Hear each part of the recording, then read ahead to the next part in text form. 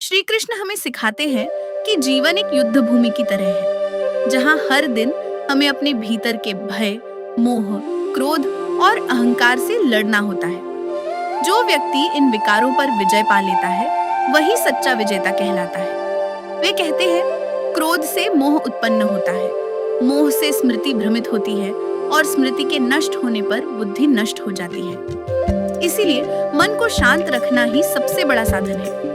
कृष्ण का एक और गहरा संदेश है, जो हुआ वह अच्छा हुआ, जो हो रहा है वह अच्छा हो रहा है, जो होगा वह भी अच्छा ही होगा। यह वचन हमें जीवन की हर परिस्थिति को स्वीकार करना सिखाता है। जब हम स्वीकार करना सीख जाते हैं, तब दुख भी हमें तोड़ नहीं पाता, बल्कि मजबूत बना देता है। श्री कृष्ण प्रेम का भी संदेश देते हैं। वे कहते हैं कि सच्चा प्रेम किसी अपेक्षा पर नहीं टिकता।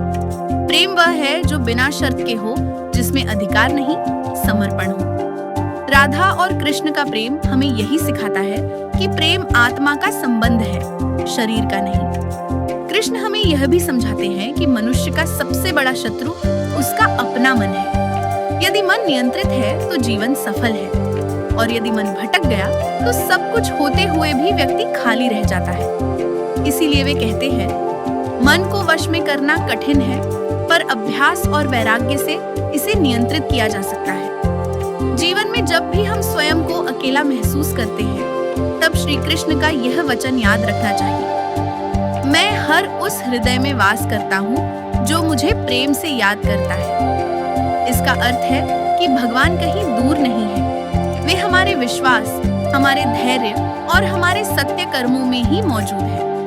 अंत में श्री कृष्ण हमें यही सिखाते हैं कि जीवन का उद्देश्य केवल सफलता पाना नहीं, बल्कि धर्म के मार्ग पर चलते हुए आत्मा की शुद्धि करना है। जब हम निष्काम भाव से कर्म करते हैं, सबके प्रति करुणा रखते हैं और सत्य का साथ नहीं छोड़ते, तब जीवन स्वयं ही एक पूजा बन जाता है।